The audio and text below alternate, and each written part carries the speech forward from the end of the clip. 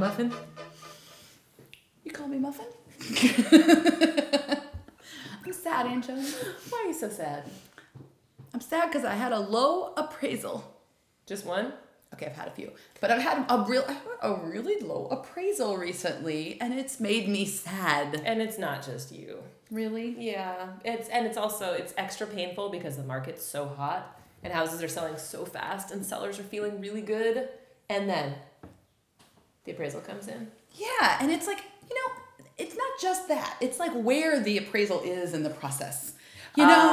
Which is a good reminder. We slog for weeks and weeks through all these houses until we find the house of the buyer's destiny. And then we make the offer and we negotiate and we And sometimes it's hard negotiations. Yeah, because, the seller, of course, thinks it's worth a lot and the buyer wants to get a deal and we finally get to the price. We look at comps. There might even be multiple offers. Yeah. Which then it really blows your socks off when there's a low appraisal, right? And nobody expects that because everybody's fighting over the house and you feel great. Buyer and seller feel good because we got this deal together on the house and you negotiated through inspection. Right? Well, and that's the other thing is you spend the money. Yeah, that's a great point. To get a home inspection, and that goes pretty well. So you get a sewer inspection, and everybody's like, great, everybody's feeling good. We've negotiated the inspection, order the appraisal. And then you spend $500 on an appraisal. And you wait for it because those guys, they're not in any hurry. They're busy. 7 to 10 days at best. And it comes in, and it's low, and it is brutal. And it's like, did you even look at the comps? Did you even look at them? Because I sent them over. But this is definitely a hazard of the market moving up right now because sometimes values are not keeping pace. So there's not by saying that, I mean, there's not other closed sales in the vicinity of the home that you're purchasing that an appraiser can use for comparable values. Let's talk about how they choose comparables. Great. So a quick definition of terms because these often get confused. Yeah. So there's an appraisal, which the lender has to protect them. There's an inspection, which the buyer pays for, and that's really to protect them.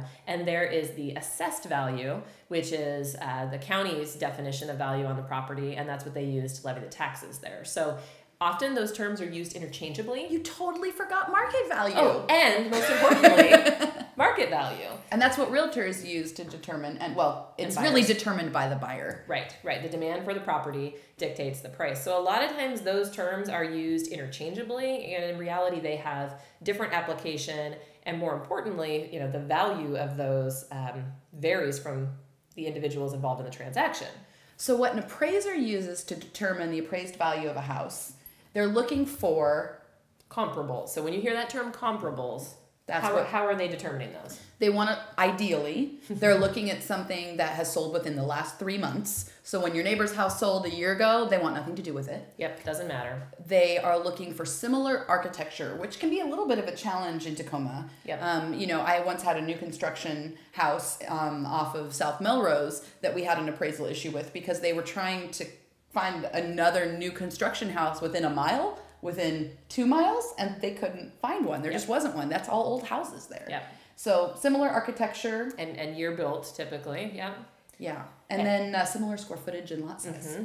Yep, so they're lining up those major characteristics and trying to find something similar to form value. And they can make some adjustments. So for instance, if the house that you're buying has a 2-car garage and the house that sold 6 blocks away doesn't, the appraiser can say, well, the value of a 2-car garage in this neighborhood might be $20,000. And that, of course, varies based on where you're at. But so they can do a little massaging of the value to come with that end number. But that basically comes back and is delivered to the lender and back to the buyer and then eventually delivered to the seller. And then what happens?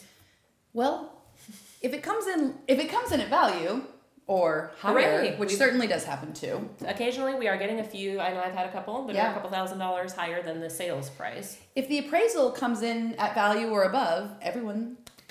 Yep, the deal moves forward. It's really sort of the last, in many cases, it's the last item, it's the last contingency, and you move towards closing. The file moves into final underwriting, and pretty soon you get news that loan documents are going out to escrow, and that's when you're really in the home stretch. If it does not come in at value, what can we do? Well, if you've used a finance addendum here in Washington, at least, there is protection. Yes, please use one. Even with a cash offer, you may want to use the appraisal clause.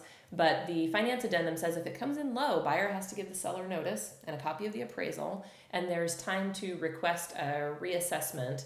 And this varies between a conventional loan, right, and a VA loan and process. Usually, if the appraisal is coming in low and it's a shock to everybody, you know, you can try to contest the appraisal. You can send them better comparables. You know, you can do things like that. Sometimes it works and sometimes it doesn't. So if it doesn't work, if the appraisal just is what it is, then the buyer has a couple of options. That addendum gives the buyer quite a bit of protection. The buyer can say, fine, I'm not paying more than the contract price. It didn't appraise for that, and so I'm moving on and I get my earnest money back. And that's a bummer for everyone. Another option would be for the seller to drop the price all the way down to the appraised price. Sellers love this. Yes, I mean, you're really on two sides, and that's particularly hard. So if you're a seller and a property sold right away or it had multiple offers, imagine how hard it is for them to accept the notion that no, it's not actually worth that number. Because market value says it is worth that number, but the appraised value, even we do it, the appraised value said it wasn't. And so there's a little bit of a conflict there. And it's really hard on the buyers. In many cases, they want the property and they want it to go through. So the buyer then has a third option, which is to bring the cash needed to close the difference. And sometimes people have that ability and sometimes they don't. There is a fourth option, wherein both people sort of work their way. Compromise. And I've had this before. I had an appraisal come in $5,000 low, and the seller dropped the price, and then the buyer brought a little bit more money in. And it does also vary by financing. If you're putting 20% down, it's a little less grave than if you're doing a 0 down VA loan. Well, because what's behind the scenes here is that the lender is taking that appraised value and they're looking at what they're willing to loan on the property. You know, they've got a loan to value requirement, and so they're assessing it in that regard. And that's why it's so important. But just keep in mind that you're not done negotiating when you got the house under contract. And so you've got your deal there, you've got inspection negotiations typically in our market, and then sometimes you've got to negotiate over the appraisal too. So it's important to be informed as to what that is and what implications it has for your transaction. But don't be sad. It'll work out. It's going to be okay. It's a rich man's world.